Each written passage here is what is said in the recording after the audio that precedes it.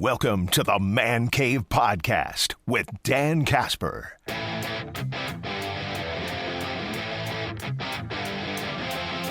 Bucks are back in action tonight as a rematch against the Hornets, Game 2 of the NBA Cup, with the big question being, can Darvin Ham go 16-0 in NBA Cup games as coach and such, winning it with the Lakers and now obviously with an assistant with the Bucks. So got to keep the streak alive right now. But Ryan Rollins, man, continues to just be probably, if he's not, one of the biggest surprises in the NBA overall, not just Bucks, but NBA overall this year.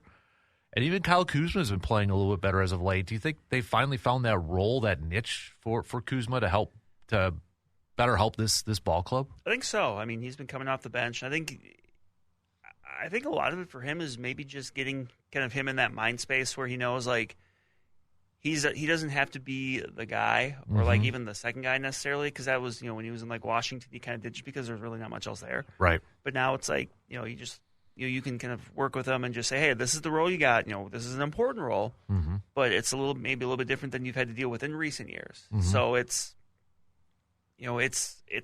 been very nice to see, to be honest. Like, right. This is kind of what this team needs at this point. Feels like it's almost coming at a cost, too, of Bobby Portis's production a little bit. But, I mean, it is what it is at this point, I guess. But I think they had to try to figure out something to get maybe more confidence involved with Kyle Kuzma, or just finding that role where, like you said, okay, now we know it. He knows it. And maybe he could just go out there and play ball. Right. Essentially. Miles Turner's putting together. I know for some people it's like, a slower start offensively. He's starting to kind of put it together here and such. But, that Hornets game, that first one earlier in the week on Tuesday, was it Wednesday? Earlier this week. No Giannis in that game. Was that an example of why maybe this team still needs that legitimate, consistent Robin to Giannis's Batman? Be. I mean, it's kind of hit or miss, because obviously when they play the Warriors, they didn't have Giannis and they still won. So it's right. Now you're playing, I think what we would fairly say was not as good of a team as the Golden State Warriors, and they lost. So, I mean, it would be nice to see that develop, but I don't know if, what happened in that first Hornets game is necessarily kind of an indictment on, this is what is absolutely needed. It's just like, well, that's something that's just going to have to happen over the course of the year.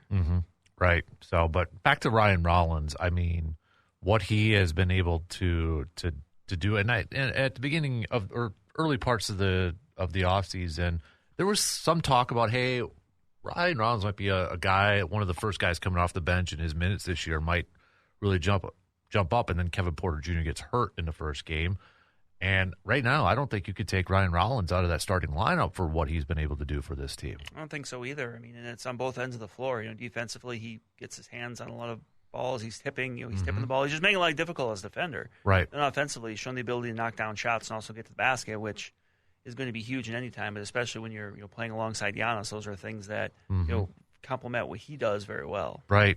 And I get it why some fans are going to have a little apprehension, because where'd he come from? He's not a big name. He's not like, well, okay, is this actually going to continue this way? Is this legitimate, or is this kind of a Linsanity run for him a little bit? Yeah. But I think it's not like someone's just kind of flashing on offense for a few games. Like, he's showing kind of all around value. So that kind of leads me to believe that even if he's not a 20, 25-point guy, which he's probably not, just law of averages, he's still someone that's going to be a productive part of this team.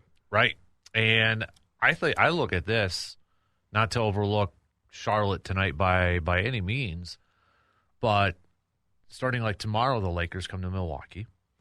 After that, I mean, starting with the Lakers game, it's kind of an interesting stretch of games coming up here for the Bucks, because they've got the Lakers. Then it's at Cleveland, a team that Cleveland swept them last year. Then they beat them already earlier this year. And if you go back to that Knicks game that the Bucks won, you heard Giannis talk about, hey, they swept us last year. You could tell there was just a little bit more juice for that Knicks game. I got to imagine that's going to be the same for Cleveland. Well, especially being a divisional game. Right. And then after Cleveland, it's Philadelphia and then Detroit. So a lot of these are at home. Like tonight's Charlotte's game, home. Lakers home. Away at Cleveland. Home against Philly. Home against Detroit. I don't know if he's going to be traveling with them or not, but then Portland comes to Milwaukee, so I don't know if Dame's going to be coming with or not. But that Lakers, Cleveland, Philly, Detroit stretch there is an early test for a late November schedule. A good stretch to just kind of see where you measure up. Mm-hmm. And then after that, you're at Miami and at New York. So it's a good measuring stick, like you said, to finish off the month of November. Kind of that first, I don't know if it'd be quite the first quarter of the season. It'd be pretty close. But, yeah, I mean, because at what point do we stop saying it's early for the NBA? You know, is it around Christmas? I think the line of demarcation is usually Christmas. Yeah.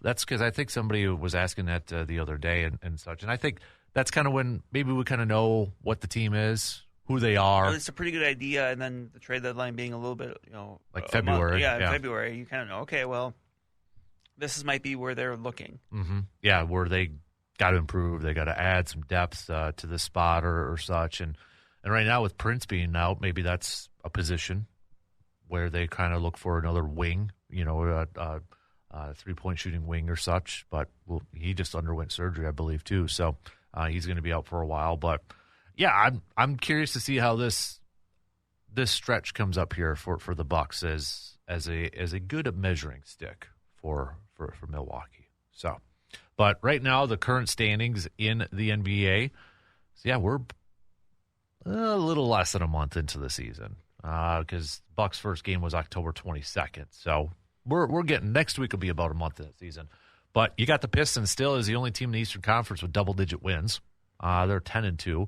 Then you got the Knicks, 76ers, 7-4. Cleveland, 8-5. Atlanta's 8-5. Toronto, 7-5. Milwaukee, 7-5. Miami is 7-5. Chicago, 6-5. So, and then the Magic sitting there at 500, probably a little bit of a slower start than what they imagined, considering of the offseason moves they made. So, West is kind of, it's Oklahoma 12-1, Denver's 9-2, probably no big surprises. San Antonio though, nice season so far, 8-3. Houston 7-3, Lakers 8-4, and then the Timberwolves sitting there at 7-4.